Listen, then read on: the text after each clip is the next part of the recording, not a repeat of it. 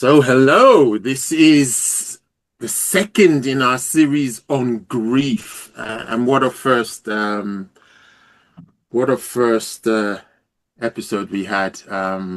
Yeah, there's so much application for what we talked about grief and that whole the G in the framework, which talks about processing change. I think has really opened up this series to so many applications, really.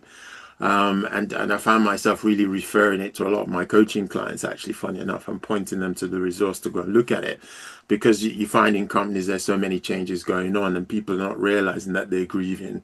And even someone I was talking to yesterday, he changed. He one of his bosses that was the reason why he joined the business left, and then the other one that was his boss that he also liked will probably be leaving in a year's time. And when I introduced the idea of grief on the table, that he's probably grieving that person's departure, all of a sudden you could see the penny drop, or you could see that sense of, ah, oh yeah. So it says there's a lot of ways in which people are experiencing grief, but not recognizing that it is. So I think that's one of the things that this series is really going to help open up. Um, and I did actually, interesting enough, what where we're going today is going to be kind of what people normally associate grief with, which is actual death, Yeah, right? I thought that when I looked at the poems, I thought this the theme today is death. Yeah. But what I'm hoping we'll get out of it is what death helps to inform us about how we can live. So Okay. that's the angle. That's the angle I'm coming from. And rather than kind of precursor all that, let me put the first piece in, and we can see what actually comes up in that. This one is called Soul Magic, and this was actually inspired by a neighbor of mine who passed, actually, and having gone to the funeral and all that. Soul Magic. Ever wondered about the miracle of the human soul? Animates the body, making it seem whole. Was reminded recently when my neighbor lay cold. The body was present, but could no longer grow old. Fixated on the doing, we worship the flesh. Not much good to any without the magic of the human soul. I'm going to read that again. Soul magic. Ever wondered about the miracle of the human soul? Animates the body, making it seem whole. Was reminded recently when my late neighbor lay cold. The body was present, but could no longer grow old. Fixated on the doing, we worship the flesh. Not much good to any without the magic of the human soul. This is tricky. Uh, What's tricky about it? this is tricky. I read this one this morning, and I thought, oh, this is. I don't know what the words are for this one. I really don't. So what's coming up for you though? What resonates, or what you think, that's interesting? I can see there's an element about the body, the flesh, Mm-hmm. that sometimes we pay more attention to that Mm-hmm. rather than the person, rather than the person, who the person is. We put Mm-hmm. more focus on the physical. But when death steps in, oh, well, that's when you just see it. That's when it kind of hits you when you see the person lying in front of you. It's just unless you've got unless you knew that person beyond the flesh,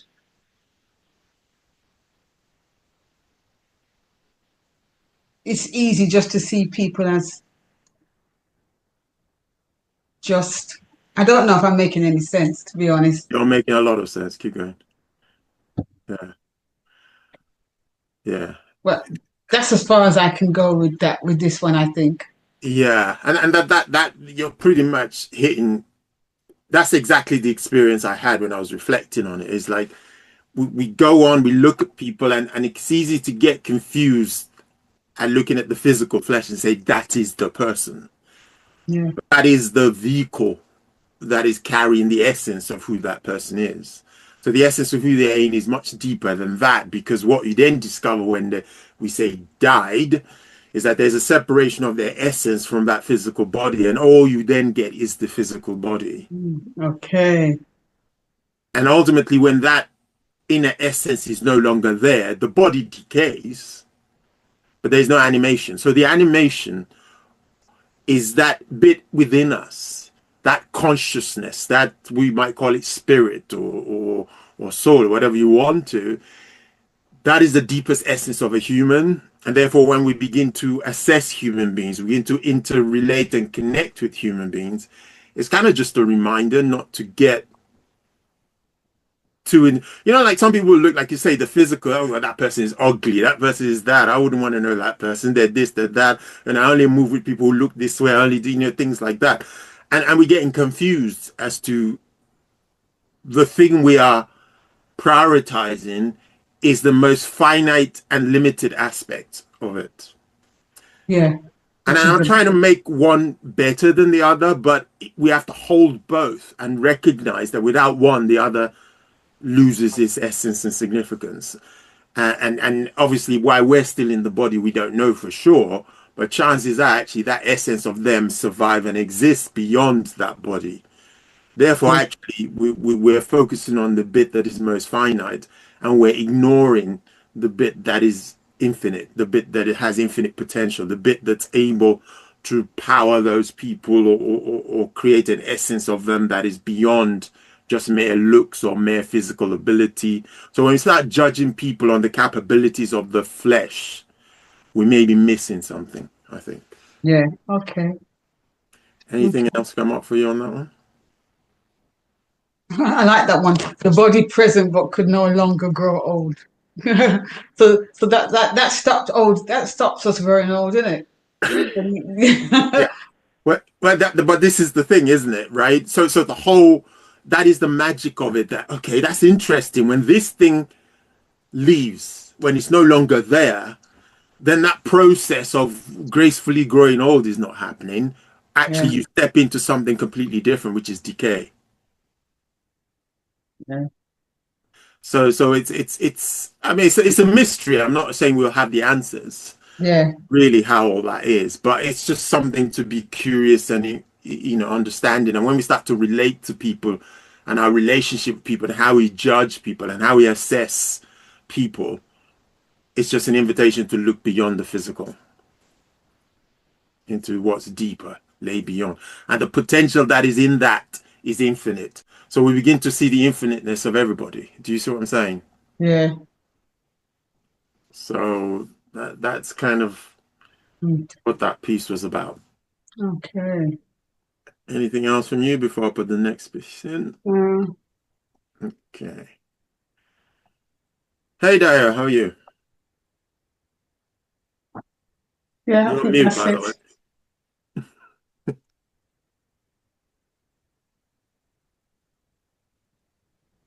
Who you got, Joe? Who's that?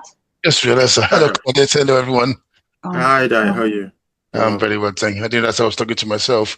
oh well, these things happen when you don't come off mute. We've just finished one bit called Soul Magic, so we're about to go into our second piece, which is called No Pass. That's fine. So I'm going to read this. No pass. Death happens to the best of them. It lies in wait for the rest of us.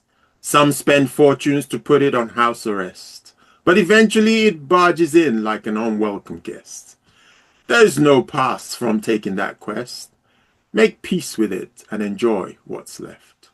I'm going to read that again. No pass. That happens to the best of them. It lies in wait for the rest of us.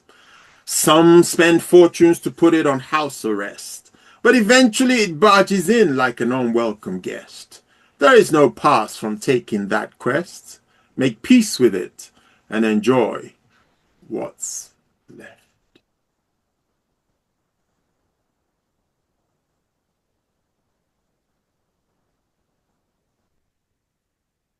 well, I was thinking this sounds like no escape, No escape, no way out. Mm, It's a part of the life cycle, mm, and we have no control over it, even though we think we have control over death. We can try all the things to try and delay death, but in the end, no matter who we are or where we are, it catches up on us. I hear that. Sometimes expected, sometimes not expected. I hear that too. Yeah. I I like mean, the sen- yeah, go on. I like when he says, but eventually it barges in like an unwelcome guest. Yeah. Especially if your relationship to it is being afraid of it, Yeah, right? Yeah. I mean, there's a debate as to how much control we have, and the word control is the key here. We might yeah. influence, but we don't have control. And we can explore what that looks like.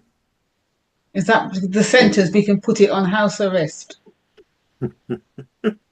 Yeah, yeah. That basically you can kind of put it at bay for as long as you can, right? Eventually, it's gonna kind of. And there are people who are doing very extreme things to try and whatever. But and the interesting question and the invitation there is, okay, what is happening to the present quality of life while you've got that? Exactly. Because if we're living in fear of this, then that's obviously affects our present. How present are we? And then, if we're absent from the present, then what kind of quality of life is that? You can argue that's a kind of death in itself.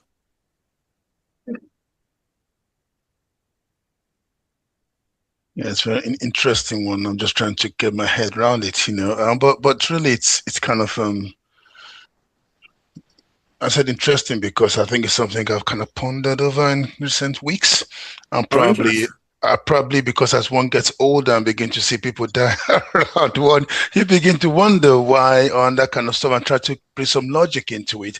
I'm Mm, just reading the first sentence that happens to the best of my interpretation that me just links up with what I've been thinking of, that you find that happens to people and you try to figure out why is it happening to them now or when, and you try to put some logic into it, and the more mm, you try to think about them, the more you get more confused about it, mm, and like you talked about fear and everything kicks in because then like you try to control that. Is there some kind of formula to understand why and why not? But the mm. more I try to think about it, the more you just say, oh no, no, you just let it be, and like you say, just enjoy the moment. It's gonna happen. It's gonna happen. There's no point trying to think about it or put some formula or logic to it. Just relax, relax. That's it. And I think that's how that poem comes to me, and that's something I've been trying to do myself. I think you think you know it, but then it's when you begin to experience a lot of those things, then it makes you think about it and question a lot of things. And I think the more you question, the more you get nervous and worried about it. So you just have to, for me, it's just more of like be at peace and refocus. And, Mm. in terms of what really is before me now, what really I should be doing rather than trying to control what I can't control. Even though we say it, it just happens in our subconsciousness. So I'll stop there. No, I no, and again, this is similar to what Claudette was saying, isn't it? Is this idea that and it's ironic, really, because the relationship you have with death is ultimately going to then define the quality of life you have. And if fear is what connects you to death, i.e., you are afraid of it, and you're then fixated on, like you say, looking for that formula to avert it or delay it or do whatever you may to it, then the quality of life you're having right now is that life is passing you by and you're not enjoying what's there now to be enjoyed or to be focused on and to maximize. And you are fixated on a future that's not yet here. So there's that element. The other part of it, which I think is interesting, is actually we might be able to influence when we die, but we can't control it. And that's a very clear distinction. When I use the word influence, what do I mean? So there might be things you already know now that you know will give you a better chance of having a better quality of life. You can influence that by doing those things. Do you see what I'm saying? Yeah. But you could still do all those things because you don't control the eventual factor of death. Death can come by so many different means that you don't control. Do you see what I'm trying to say? So therefore, it's like how you hold influence. What you can influence, you do what you can influence. What you can't control, you leave, and you focus on the present moment and enjoy and do what you know to do now. Because unfortunately, you missed the first piece. That soul magic. We talked about the idea that the human soul, once it leaves the body, there's nothing else to be said for it, right? So once that has happened, that's it. That vehicle, you've given up that vehicle that allows you to have agency in this realm. It's gone. Yeah. So it's kind of like, okay, how do I make the most? And this is going to be a theme for today. How do I make most of the opportunity now? And it reminds me of a piece in scripture that says, it says, perfect love casts out fear. Why? Because fear has torment.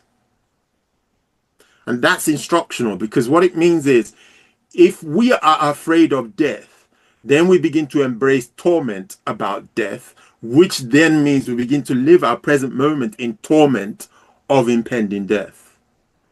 And that is not. So it's actually the invitation is to love life enough to give it what you've got now and enjoy it now, rather than be afraid of death that you don't control. Does that make sense?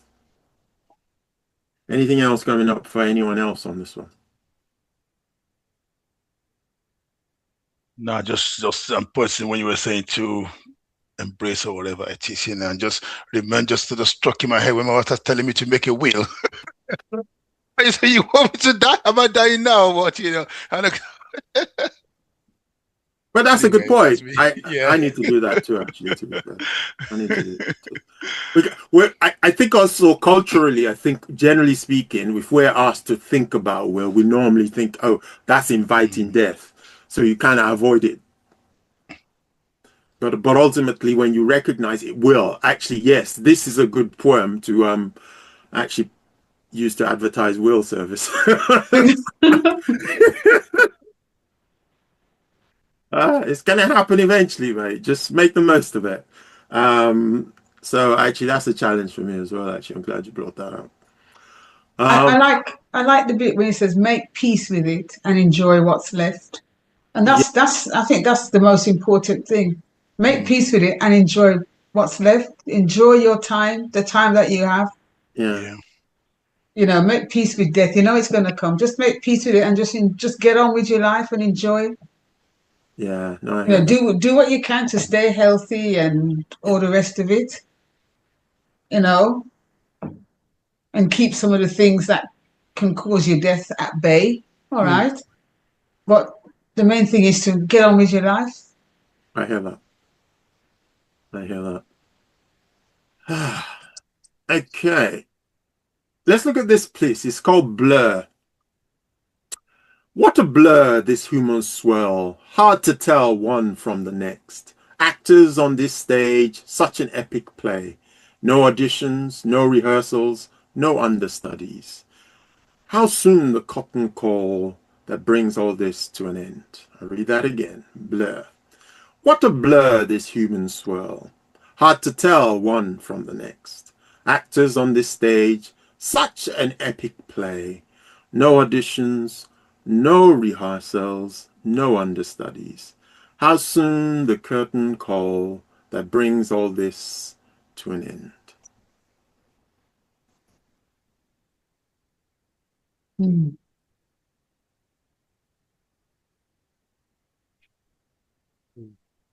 Mm.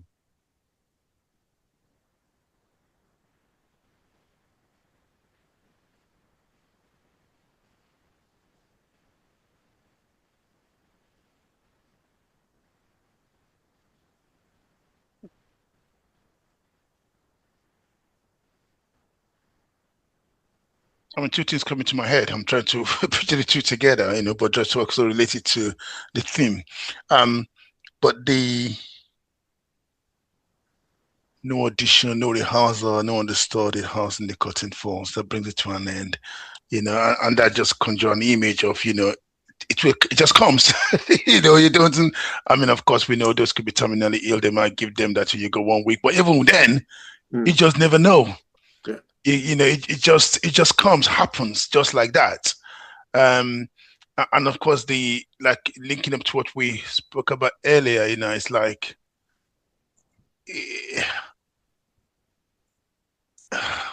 yeah, I mean, you've said it there. It's just hard to tell, it just happens, So, and then like I said earlier, in terms of, it's just enjoy it.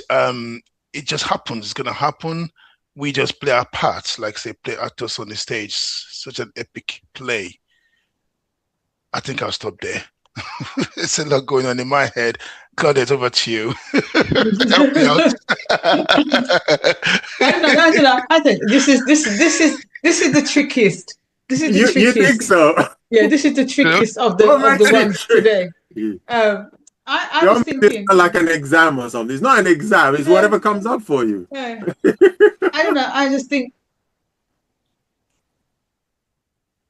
it to me it's like a summary of a human life.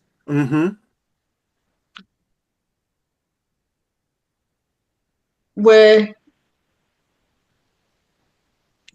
we show up in so many different ways, different stages of our lives, to different people, different relationships. But it's just, to me, it's like a summary of a life lived. And we should make the best of our life while we're here, because one day the curtain is gonna close. It is gonna end. Well, on this earth anyway. Yeah. That's all we're talking about right now. Yeah, on this earth. So that's what I see. Yeah. No, I hear that. I love what you brought in there, how we transition from one to the other. And what's interesting as well, this idea of the swirl has many angles to it. One of the angles is what you're alluding to. There's the idea that next thing you know, especially when you're a parent, actually, it really becomes not so much for yourself, but when you see your children, you see a photo, and then, in fact, let me just show you one here. I hope you won't mind. So that's. Can you see that? Yeah. Yes. Right. So look at that. That's the same person. Okay. Exactly. Amazing how that becomes that. And that's what you're looking at in the human experience. It's like it's baby, then you're looking after it like a baby, and then it's a young person, and then it's an adult, and then and you're doing all of that, and it's kind of like, wow, okay, this thing goes. This thing goes quickly before you realize it. It's like, and like I say that. And this idea of actors on the stage, such an epic plays, this interplay on, do we take it a bit too seriously? Like actually, like you were saying, Claudette, we play so many different parts. And if we try and nail ourselves down as we're only this, we're only that, really? Actually, we're showing up in different spaces to different people, and we're being different things in those spaces, but it's all part of the bigger picture. And there's no auditions, there's no rehearsals, no understudies. You have to treat it like this is all there is. In this body anyway. I mean, we understand beyond the body there might be other things to be said. But in terms of just relating to this body, is this like, yeah. I like that. Yeah, so what's coming up for you though? No, I like just, in terms of the insights coming out from it, trying to make sense of it, but I can see a lot in there, and that's the reality of it. Really, it's more of, we are, from the picture you show from when you're born, even from when you're a baby, you're actually acting in a way, maybe you may not be so conscious of what's going on, but you're going out different stages, and the more you become more conscious of the life, and you just appear in different stages and making the most of each one. But it just don't know what's going to happen next and next and next and next, until then it's done. And So and I suppose it's about making the best of every stage of our life. I like that. Yeah. It's about recognizing that there are different stages and developments through our life, and it's to make the best, Yeah. be present in every stage, and make the best of every stage of our life, because we don't know when it's all going to end. Some people, they don't get it. They don't even get past the first year of life. Yeah. People leave this earth at different ages where you think, oh my God, they haven't even started their life yet. Yeah. And Right. people can leave very young. And then you've got those who, 100 and they're still here. Yeah. Yeah. What a life that must be for the one who's 100. Well, this is the thing. And But do we sometimes it's not always always a think, good and it's not good always a good experience. thing, because Yeah. sometimes, they wish they could go, Yeah. because they say all who experience it knows it. Yeah. You know what I mean? And I we're love thinking, yeah, they're living long. We want them to live long. But when you get to a certain stage in your life, depending on what your quality of life is, it. Mm. as to whether you really want to stick around. This is the point, and then this takes us back to the trend here: quality of life. Yeah. What's happening with our quality of life? How we're looking at it, how we're experiencing it. I love what you said there, but this idea of enjoy each stage you're at, because when we go back to the grander scale of talking about grief and about loss of Yeah. and change, then some people are not even recognizing that, oh, that's a previous stage of life. I'm at a different stage of life now. And so for them to grieve what is gone, but embrace what's coming. Yeah. Yeah, that transition. And some people are stuck in the regret of what is no longer what it was and are unable to embrace what they're in. Again, there's that process where you need to kind of recognize, yes, I know I'm feeling this way because maybe there are things I loved about how things used to be, but now they're no longer like that. Okay, what is the opportunity open up for it to become if I'm open to embracing that? So that's another interesting aspect there. Yeah. Yeah, go on, Diane. No, I like that because it just resonates with some of the things that's good. Because, when you talk about, like, of course, with children, Yeah. and just like what you're saying, and it's like I'm more trying to convert convert my children to listen. Now, listen, man. When we say let's go and hurry go together, you better enjoy it now. I'm not gonna be all there for you every time, So you better enjoy this moment, But interesting on the other side. I find myself telling somebody or some great this day, just quoting some of the Bible scripture that says, husband, live as if you're a wife, by using the one that says, we women live as if you have no wife, or that kind of stuff, Yeah. And I'm just trying to make that, live as if you don't have a wife, or live as you, because someday they're gonna go. Or even like when I was talking just now, looking at children, that I want to see, like, children when they are young. I just see that when they get to the phase in life, teenager, that young age is dead. I just cannot relate to that as a child anymore, because that is dead. It's now a teenage, which is another life. And as older, it's another life. And that new life will change everything. And I think just like it happens to us, it also happens to the people we are related to. So the way to handle both sides is very crucial. Yeah. And being conscious and recognizing that is important. I know mothers struggle a lot to adjust to their children then becoming adults, and how do you relate to an adult and not treat them like a child, and what that does to their sense of agency and their sense of adulthood. Because you're meant to be grooming people who can survive as adults, not children. So it's kind of how do you then grieve the childhood and embrace the adulthood and adjust accordingly? Those are important things to bear in mind. Nobody likes people aging, isn't it? Even when we are men, we don't want to go to get being old age. We just want to enjoy that. Well, this is the thing, and that's the whole point of no past. Yeah, I it's like coming, that. mate. It's coming. So it's and this is why we talked about this series is about embracing grief gracefully. It's like grieving gracefully.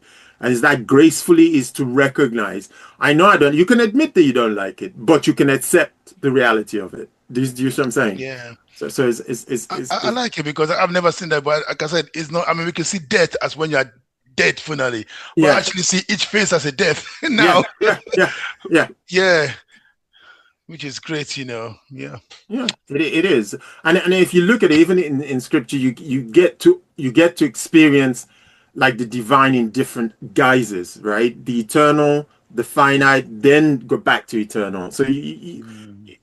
the transition is a constant phase. It's built into the cycle of life, which is some of the things we said in the first one we did. Um, I think we're dying all the time in I'm a here. way. Yes, come on. Yeah, I just think we're dying all the time Yeah, because sometimes Yeah. for us to embrace something new, we have to die. Mm. Some yeah, things have to die. yeah, So I yeah. think we're facing this death continuously. Mm. You are Uh, so right. You are so right. You are so right there, actually. and I think sometimes that's where the conflict comes in because We don't like it. we don't like it, we resist it, Yeah, Mm. we fight against it, we deny it.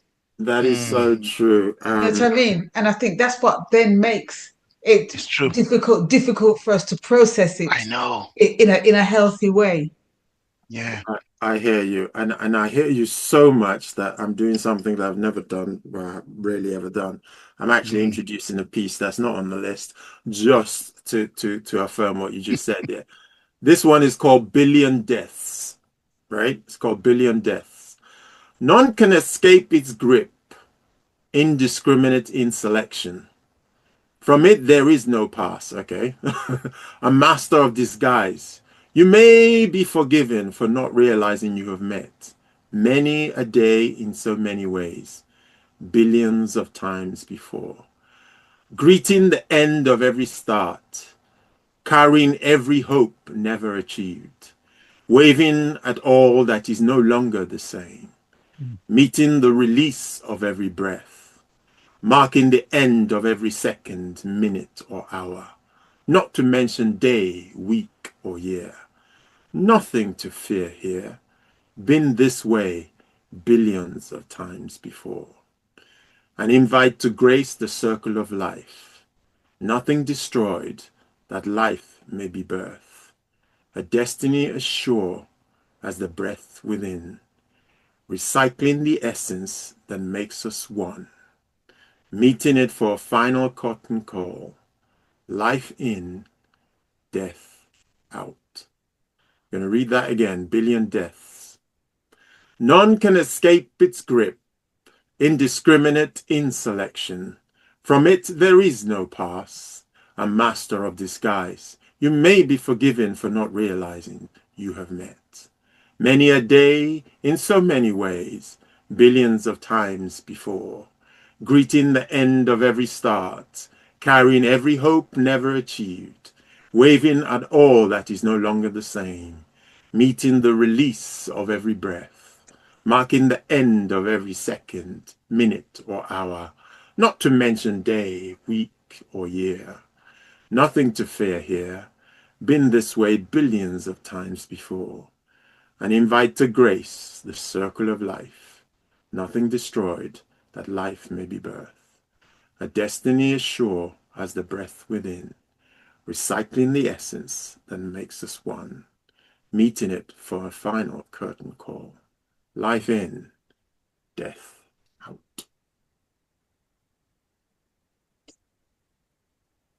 Yeah, that sounds like what I was talking about.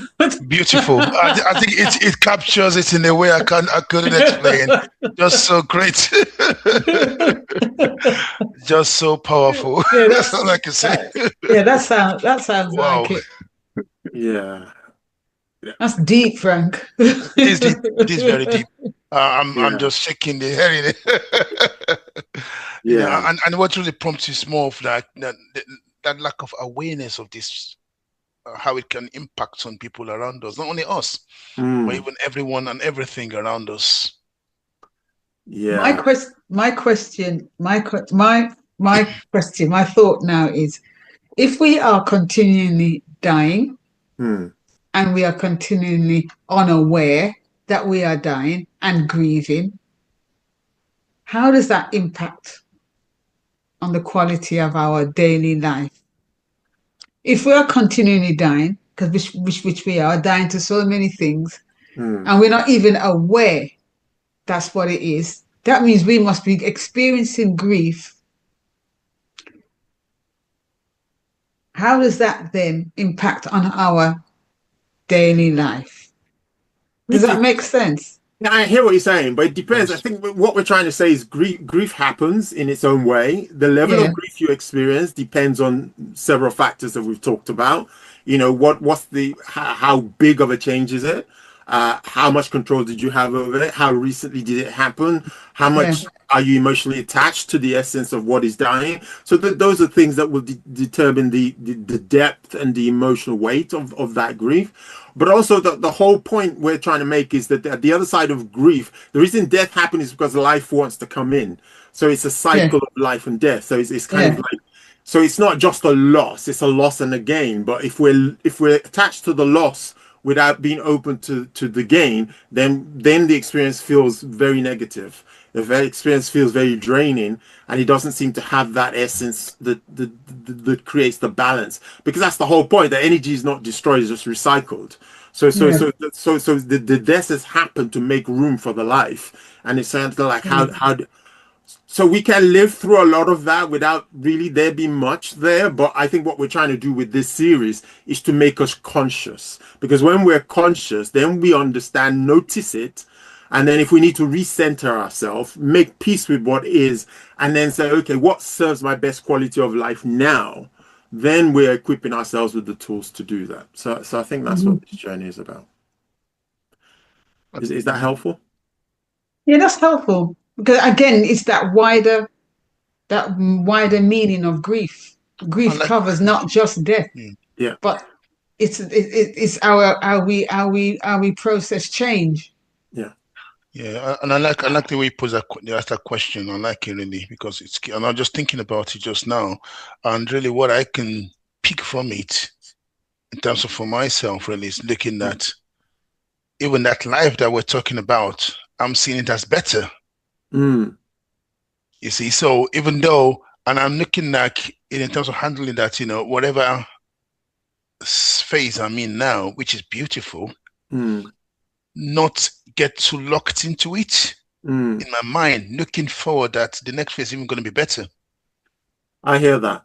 And then now, well, because I can get my mind to that next phase is going to be better, even though this is good, but Mm. next is going to be better. So I'm preparing my mindset and everything else for that better Mm. meant.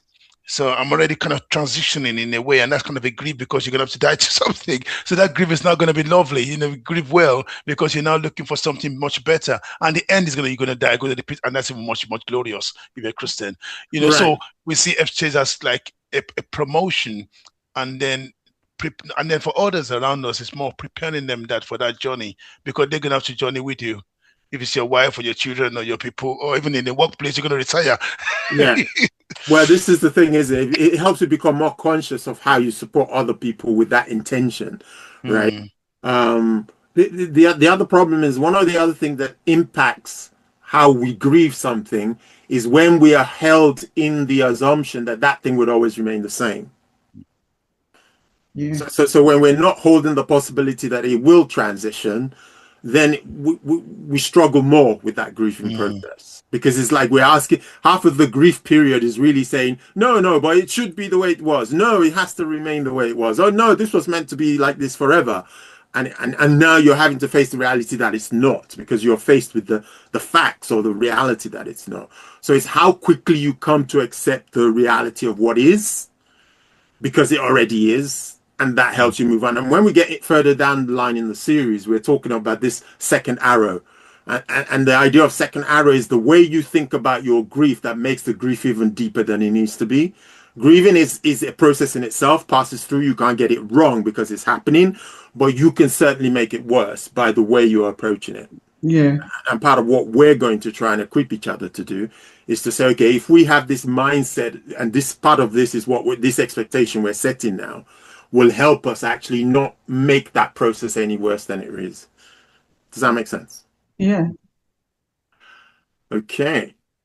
So I'm going to put another piece in, and this piece is anyway, I won't pre-qualify it. I'll read it and then we can see what you think.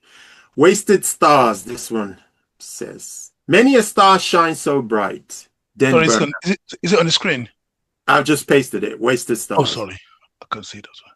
It's in the chat. Okay. So I'm going to read that again. Wasted stars. Gone up. Yeah. Many a star shines so bright, then burn out, leaving a trail in the night sky.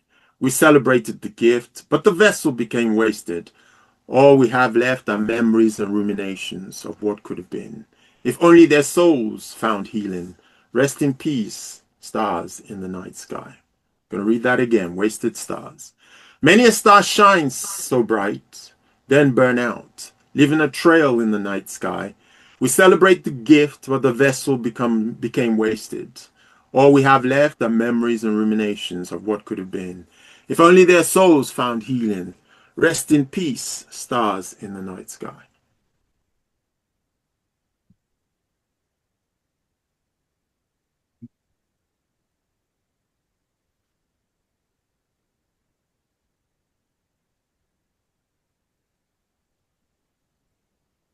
You got that smile, Claudette, that says something. You're really taxing my brain this today. This one is nuanced, which was what I was going to say earlier. So I can kind of give a lot of leverage for however you may come at it, whichever way whatever you see, you see. You know, I like I'll tell you the sentence that I like the best. Okay. Many a star shines so bright, then burn out. Yeah. I don't know why I like that sentence the best. Okay. Leaving a trail in the night sky. Are you talking about legacy? What we essence. Yeah, there's an element of legacy. There's an element of the essence in that legacy.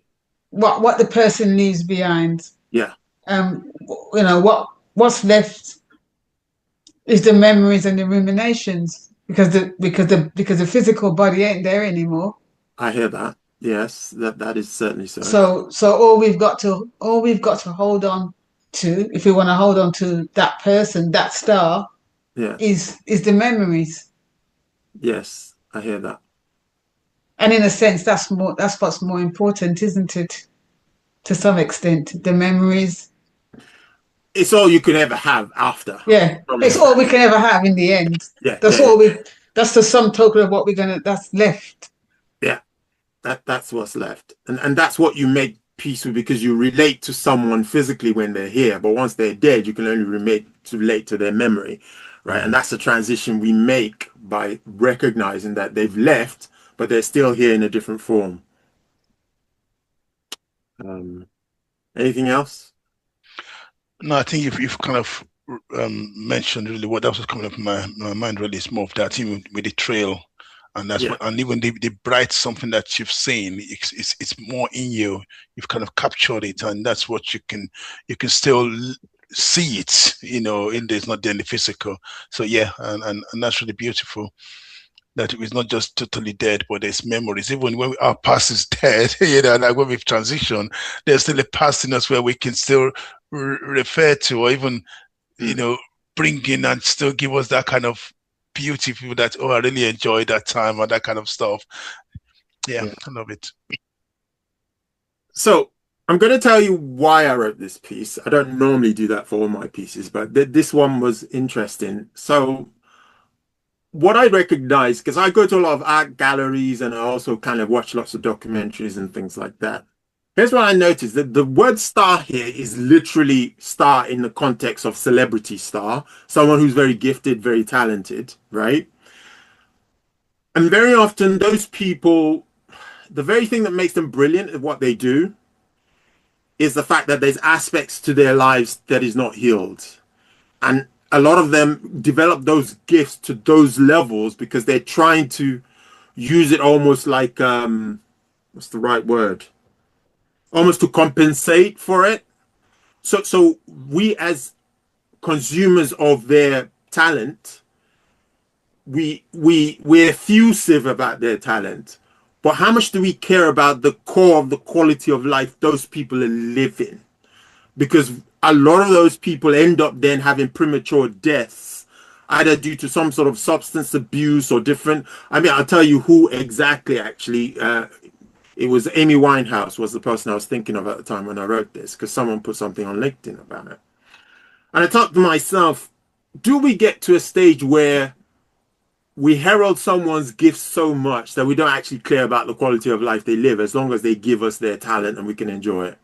Do you see what I'm trying to say? And I'm not saying that Yeah. to make people feel bad, but I'm just thinking about how our psychology as a society of, okay, this is a young lady that was clearly struggling in her life, but as long as she was able to come forward and bless us with her talent, we're good, until she got overtaken by it, right?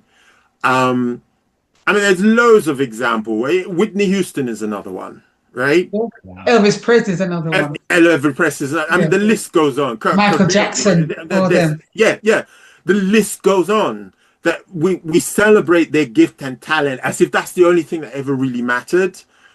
And then there's essence of the life of these people where you think, wow, what help could they have gotten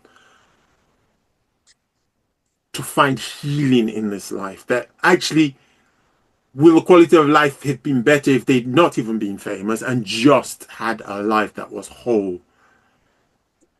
A life that had, because, and I think why this is important, actually thinking about it, is that some of us then want to be like them. We have a narrative that says, if only we could have been as famous as them, life would have been brilliant.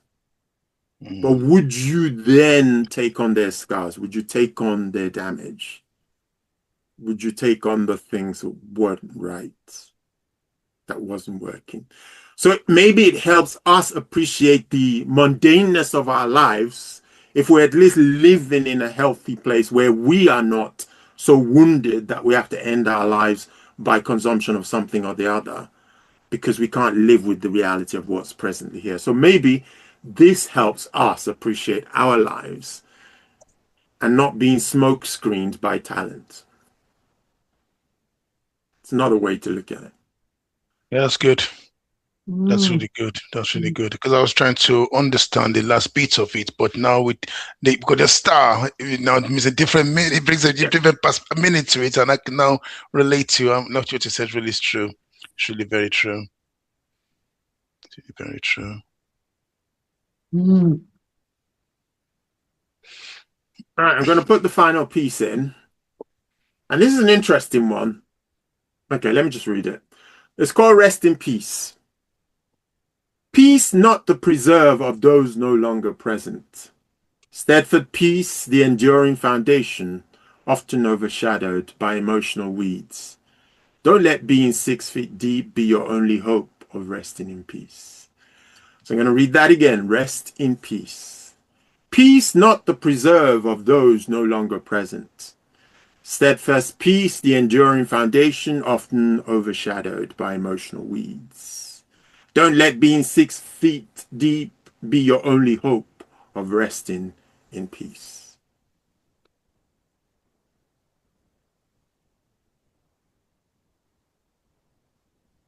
What are you hearing?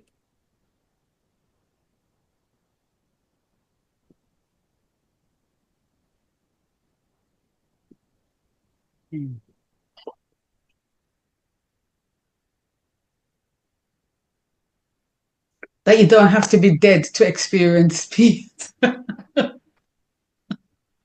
like the way you just went for the jugular there. Yeah. Let's get to it. Well, that there is peace on this earth, peace within yourself. But you have to.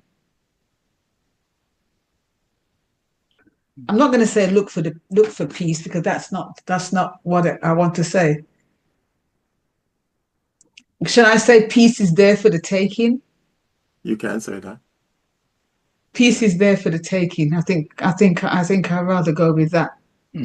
But whether you take it is another thing. Yeah. I like the steadfast peace, the enduring foundation, often overshadowed by emotional weeds. Yeah. It makes me wonder, why does people, when somebody died, they always go, R.I.P., rest in peace. I hope he rests in peace, as if to say where they're going is going to be, they're going to, why do people assume always, why did I say rest in peace? They're dead, isn't it? Yeah, but that's what they're trying to say, though, is that now that you're dead, whatever was troubling you on earth is gone now. So therefore, their assumption is what's left for you is peace. The irony, and this is where what Dio is focusing on in the piece there, is the subtle key to this whole thing, is that if we as human beings realize that underneath all the emotional weeds, like I call it, peace is waiting. Peace is the default when we're not caught in our thinking and in all the drama that our mind is creating. If you have a mind that kind of just really centers itself, it will find the peace that's already there. But we don't often see, because the same mind that is creating the drama is masking the fact that it is the one creating the drama. And it's trying to convince you that the drama it is creating is real out there in the world.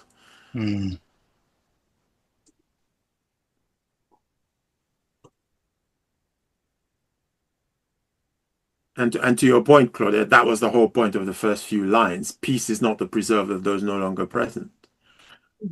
Right? Like peace is ours here. And this is the interesting thing. And I think going back to what you were saying, Claudia, is that ironically, drama would take the space where peace is not chosen. Do you see what I'm saying? So you almost have to see through it and go, oh, I see this. Okay. I'm okay where I am right now. I'm fine. Boom. I was talking to a client literally maybe an hour just before now, and they were describing to me like their mind started to, someone sent an email and their mind started to create so much drama from that email. And the reason why they were sharing it was before we started working together, they would have gone with that. They would have gone with it. But when they started noticing how he was making them feel, so the loss of their peace, if you like, then they began to think, oh, wait a minute. Okay, and then they were able to recenter thyself by the work we've done to this. Okay, I'm actually okay now. Me worrying about this and doing this is not really going to be helpful and not going to make the difference. I'll get to it when I get to so on and so forth. So they were able to then recenter themselves to find the peace that was already there, that was there before the drama came, right? And then later on, they were able to go when they got to their office and were ready to start working to sort it out. So it's kind of, we assume that because we're caught in drama, peace does not exist. But when we realize peace is the foundation, is always there, we then begin to think, okay, what's getting in the way of me experiencing that peace? Then we begin to see through the drama, and then we surrender that. We don't get invested in that story that the mind is telling and what the mind is doing. And then we find ourselves experiencing that peace again. I like it. It's a good conclusion, really. Because when we think about it, don't worry about tomorrow. Worry too much about what you cannot control, and that's kind of what we're talking about in terms of facing life and death. You know, and I like it because I've been talking about in terms of that transition, which is life is all about. It's an ongoing transition. Yeah, and being able to, like you said, awareness, embrace. It brings that peace because you're not trying too hard to control. When you're under knowledge and understanding of life, really. Yeah, I love that. That's a great summation, really. And that brings us really to I can't believe the time is all gone already. It's gone. I was gonna say time stand still, like Joshua. Can we do that? Well, you have to be a hero to be able to do that one. People can make time stand still. Okay, so Claudette, what was your main takeaway from today then? Peace is the foundation that is always there. I love that. What about you, Daniel? What are you taking away from today? I mean, three things. What we said as most like we're dying daily. Okay. And that dying daily, no, I always look at die when you're in the pit, but now I can see more clear that we're actually dying with each phase of life and embracing the new life ahead of us, but also seeing that new life is even much better. There's promotion, there are opportunities. If I could just change my perspective and the way I see it. Yeah. And also to take others on the journey because the impact it has. And so I like the fact that it's important to take others on the journey, and that will create that kind of overall peace for you and for the others who are around you. I love that. I love that. And what am I taking from today? I need to go and look at my will. Yeah, I need to put it on my list too. But I'm All working on that. I'm right, working on it then. already. It's been an absolute pleasure. Okay, thank you Have so a much. wonderful Thank you. weekend. All Okay, right, then. Thank you, bye. Have everyone. a Bye.